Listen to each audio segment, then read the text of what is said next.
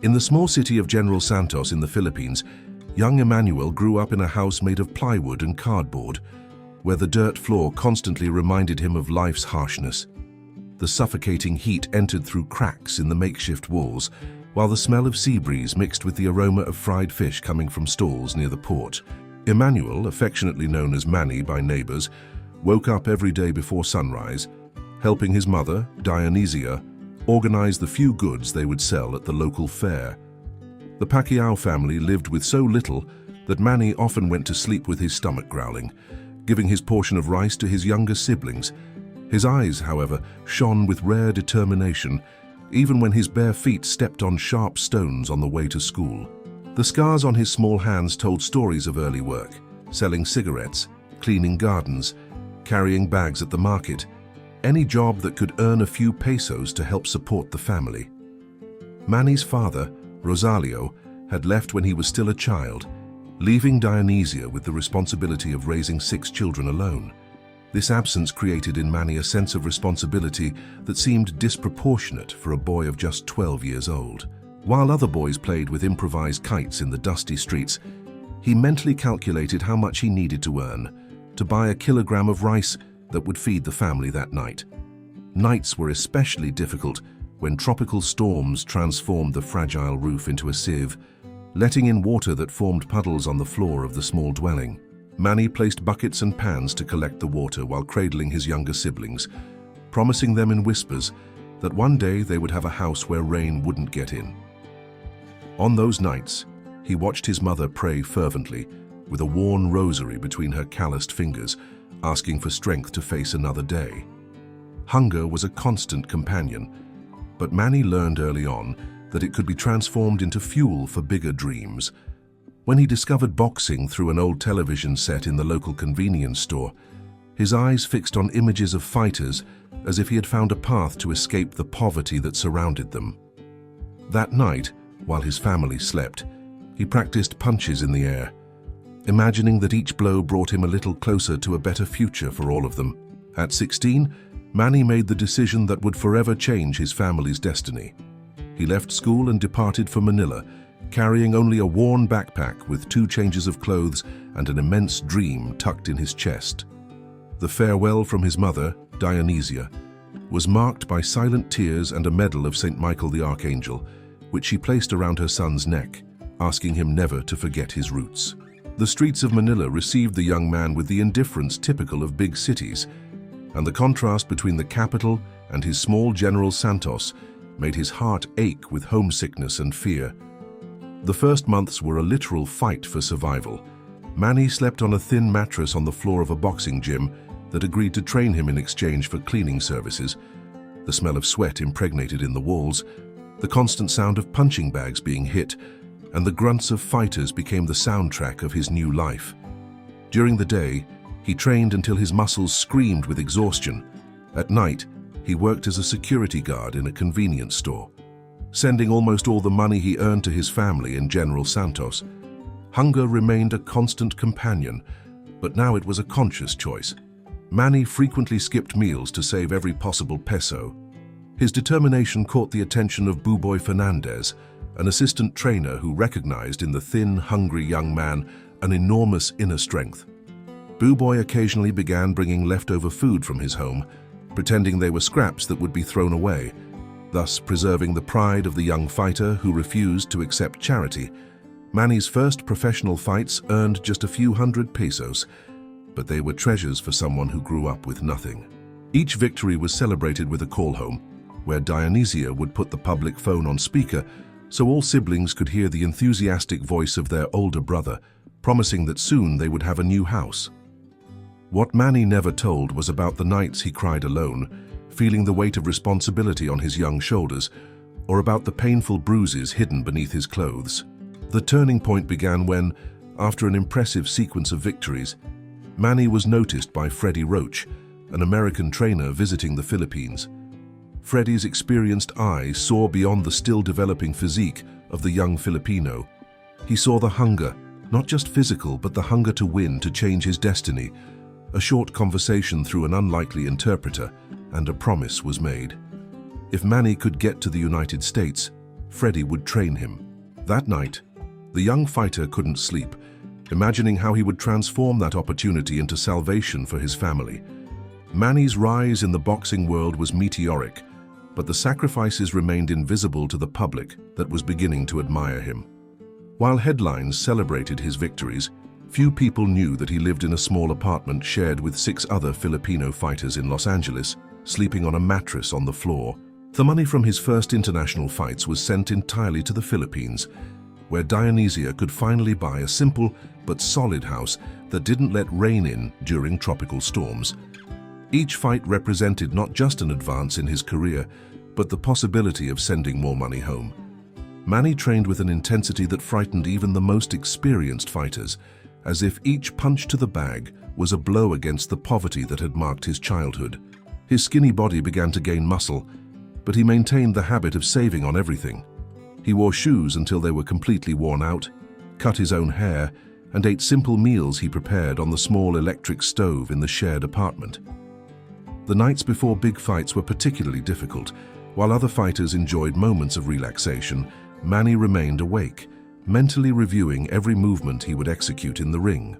In his hands, always a rosary, no longer the worn one his mother used, but a new one he had bought on his first trip to Mexico. Faith and family remained his pillars, even when success began knocking at his door. Over time, the victories multiplied, and the contracts grew larger. Manny began winning titles in different weight categories, a feat few had achieved in boxing history. To the world, he was a sports phenomenon. To his family in the Philippines, he was the miracle that had transformed their lives. Dionysia's small house was replaced by a larger one. The siblings were able to complete their studies, and for the first time, no one needed to go to sleep hungry. Despite growing international fame, Manny maintained simple habits and a deep connection with his roots. Before each important fight, he called his mother and asked for her blessing, a ritual he had maintained since his first matches in Manila. And after each victory, no matter how exhausted he was, he reserved a moment to publicly thank his family and the Filipino people who supported him from a distance. His characteristic smile hid years of pain and deprivation, but his eyes, for those who knew how to read them, still revealed the boy from General Santos who dreamed of changing his family's destiny. With growing fame, Manny began facing a new type of fight, balancing his international career with a deep desire to help his country. Each time he returned to the Philippines, the contrast between his new life and the local reality hit him like a well-positioned punch. The same streets where he sold cigarettes as a child were now decorated with huge posters celebrating his victories. But poverty remained present in the eyes of children who followed him, hoping only for a wave or smile from the national hero. During a visit to General Santos, Manny met Jinky, a young woman of simple beauty and transparent gaze who didn't seem impressed by his growing fame. Unlike the women who now surrounded him at international events, Jinky looked beyond the boxing champion, seeing the man who carried the weight of an entire nation on his shoulders. The courtship was quick and the wedding simple, celebrated in the same church where Manny had served as an altar boy in childhood. To the surprise of the international press that expected a luxurious ceremony, the birth of his first daughter, Jimuel, brought a new perspective on life and the fights that really mattered. Holding the little one in his calloused arms, Manny silently vowed that she would never know the hunger or desperation that marked his own childhood.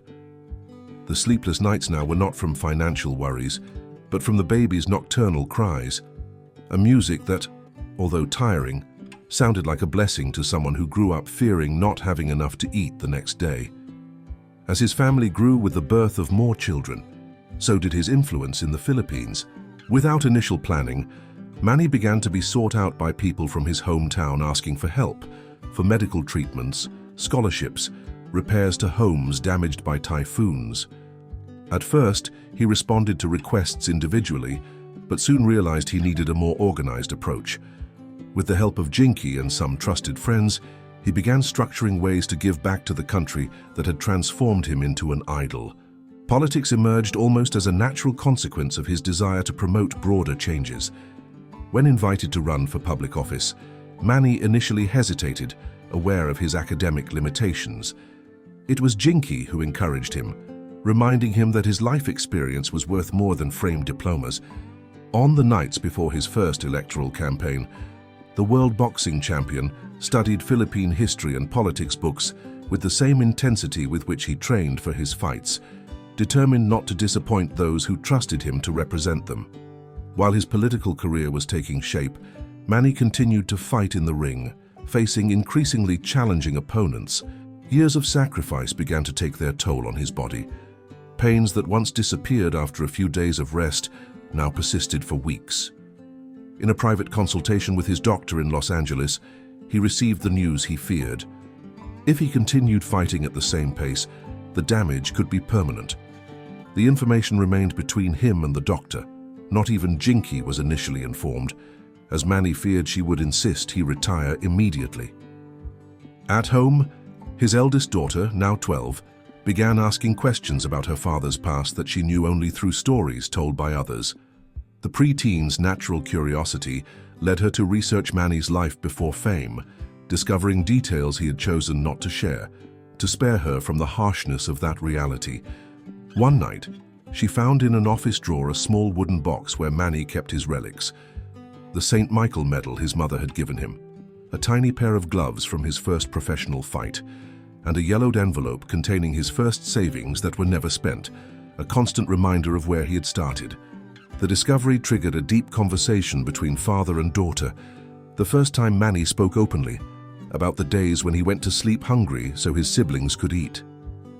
With a choked voice, he told about nights spent on a park bench in Manila when he didn't have enough money to pay for a place to sleep, and how he kept a piece of bread in his pocket because he never knew when he would have his next meal. The young girl listened with silent tears streaming down her face, finally understanding the depth of the sacrifices that had built the comfort she had always known. That conversation awakened in the daughter a genuine interest in her father's complete story. Not just the boxing idol or respected politician, but the boy from General Santos who had transformed his determination into fuel to change his family's destiny.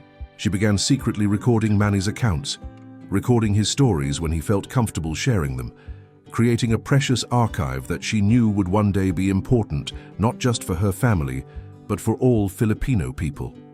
Meanwhile, on the political scene, Manny faced challenges different from those in the ring. His sincerity and lack of experience in political games often put him at a disadvantage against experienced politicians. However, the same unbreakable spirit that had led him to glory in boxing kept him firm in his principles, even when it meant swimming against the current. In closed-door meetings, when offered questionable deals, he remembered his daughter's gaze upon discovering the truth about his past and chose the more difficult path, but the only one that would allow him to look his children in the eyes without shame. The decision to retire from professional boxing was announced after an especially difficult fight, where Manny, despite victory, felt as never before the weight of years of sacrifice on his body. The press conference, normally a controlled and predictable event, transformed into a moment of rare vulnerability when, upon being asked what he would miss most, the world champion didn't mention the adrenaline of fights or the crowd's clamor, but the certainty of being able to regularly send money for social projects in his country.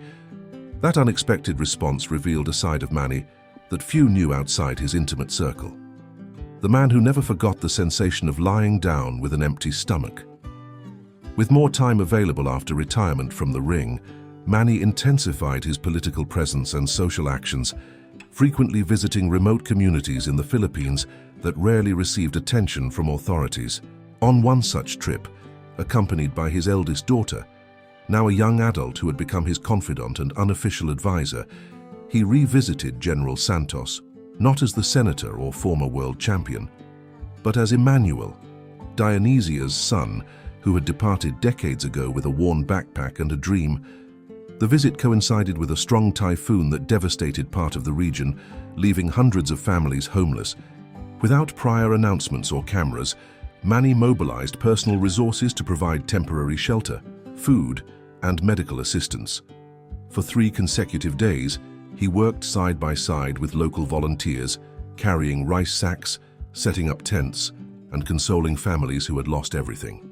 His daughter observed attentively, not just her father's actions, but how people reacted to his presence, not with the dazzlement reserved for celebrities, but with the deep respect dedicated to someone who genuinely understood their pain. One night, exhausted after hours distributing supplies, Manny found a moment of silence sitting on the steps of a school transformed into a temporary shelter. An elderly woman, bent by the weight of years and hardships, timidly approached and sat beside him. Without saying a word, she placed in his hands a small banana leaf package containing cooked rice with a piece of fish, her own meal, which she now offered to the man who was helping her community. Manny recognized in that simple gesture the same generosity his mother demonstrated decades ago when she shared the little they had with neighbors in even more precarious situations. That night, upon returning to the improvised hotel where his team was staying, Manny shared with his daughter not just the episode of the elderly woman, but a decision that had been maturing. He would use his platform to tell his complete story, not as an exercise in vanity, but as a testimony that compassion and determination can break the cycle of poverty. His daughter, who for years had been silently collecting her father's stories, then revealed her secret project, hours of recordings, notes, and research she had conducted, even interviewing former neighbors and childhood friends of Manny to preserve every detail of that extraordinary journey. The documentary, titled What He Gave Up, premiered at an independent film festival in Manila, presenting to the world a version of Manny Pacquiao that few knew. Directed by his daughter, now a film graduate, the movie didn't glorify his achievements in the ring or his political career, but focused on the silent sacrifices that had paved his way. Rarely seen archive footage alternated with interviews of people who had witnessed his journey from the beginning. The gym owner in Manila who welcomed him, the companions who shared the small apartment in Los Angeles, and above all, his mother Dionysia, who for the first time spoke publicly about the letters she received from her son, in which he always claimed to be well-fed and comfortable, while in reality he was going through deprivations to send her money. The most impactful scene of the documentary, the one that brought tears even to the most composed viewers, showed Buboy Fernandez, his former assistant trainer and friend of decades, revealing that he frequently found Manny sleeping in the gym, wrapped in old towels because he had sent all his money home. Buboy told how he prepared extra meals, pretending they were leftovers, so the proud young fighter wouldn't refuse the food he desperately needed. Alongside this narrative, the documentary showed images of present-day Manny visiting children in hospitals and schools in underprivileged areas, always personally carrying bags with food, refusing to simply send checks or delegate this task to assistants. The documentary's repercussion was immediate and overwhelming. What began as a personal, almost intimate project became a cultural phenomenon in the Philippines and, subsequently, internationally. Journalists who had covered Manny's career for years expressed surprise at discovering details that had never been shared in official interviews. Politicians who criticized him for his lack of formal education were silenced by evidence of a wisdom that no university could teach. The deep understanding of the meaning of serving others, born not from theories, but from lived experience. In an interview after the documentary's premiere, Manny's daughter was asked why she had decided to tell that specific story, when she could have explored the more glamorous aspects of her father's life. Her response, given with the same direct simplicity that characterized Manny, touched many hearts. She explained that she had grown up in privilege, protected from the difficulties that shaped her father, and that only by fully understanding the sacrifices that had created this privilege could she find her own purpose. The documentary, she said, was not just a tribute to her father, but an attempt to translate his life philosophy to a new generation that, like herself, needed to understand that true greatness often arises from silent sacrifice. While the documentary gained notoriety, Manny maintained his discreet routine, dividing time between his political responsibilities and social projects. Unlike many celebrities who use social causes as marketing tools, he continued personally visiting communities affected by natural disasters, sitting on the floor of improvised schools to hear teachers' needs, or spending hours in public hospitals to understand the deficiencies of the healthcare system. His approach remained the same as decades ago: identify problems, seek practical solutions, and act immediately, without waiting for bureaucracies or recognition. Manny's trajectory reached a new chapter When at 53, he was invited to speak at the graduation of a prestigious university in Manila. The invitation surprised many, including Manny himself, who had never completed his formal education. On stage, before young people who had dedicated years to academic studies, he shared not theories or statistics, but lessons learned through experience, about how true education often happens outside classrooms, in daily struggles against seemingly insurmountable adversities, and in the ability to transform defeats into fuel for future victories. At the end of the speech, Manny announced the creation of a scholarship program for young people from underprivileged communities, with a special condition. Beyond academic excellence, candidates should demonstrate commitment to their communities of origin. The program aimed not just to train doctors, engineers, or lawyers, but citizens committed to social transformation. The initiative reflected his own journey. It didn't just seek to elevate individuals above their circumstances, but to create bridges so they could return and elevate their communities along with them. At home, surrounded by his now adult children and grandchildren who were beginning to understand their grandfather's extraordinary legacy, Manny maintained surprisingly simple habits. He continued waking before dawn, maintaining the discipline acquired during years of intensive training.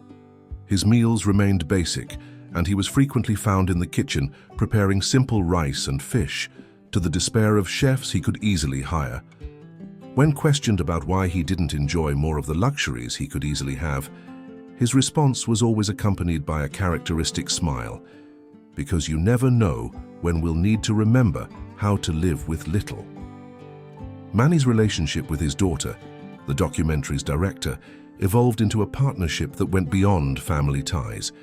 Together, they began visiting schools in remote areas of the Philippines, bringing not just material supplies, but also the powerful testimony that difficult circumstances don't determine destinies. In these meetings, often held without press coverage, Manny spoke openly about his own insecurities, the moments when he almost gave up, and how each obstacle overcome strengthened not just his muscles, but his character. His daughter, observing the impact of these words in the eyes of young students, understood increasingly deeply that her father's greatest legacy wasn't in boxing titles or political positions, but in the hope he planted in each heart he touched. At the celebration of his 60th birthday, surrounded by family, close friends, and people whose lives he had transformed over the years, Manny received an unexpected gift. His mother, Dionysia, now an elderly lady but still of strong spirit, handed him a small wooden box. Inside, carefully preserved, were all the letters he had sent during his first years in Manila and later in Los Angeles, letters in which he claimed to be well, while Buboy and others had revealed he was going through severe hardships. Reading those words written decades ago, Manny was transported back to the days of struggle and sacrifice, and understood that his true victory wasn't in the world champion belts that adorned his office, but in the fact that he had fulfilled the promise made to the boy he once was, to transform not just his family's destiny, but to become a beacon of hope for an entire nation that, like him, had learned that the greatest champions are forged in the most difficult fights. Leave your like and subscribe to our channel so you don't miss the next cases.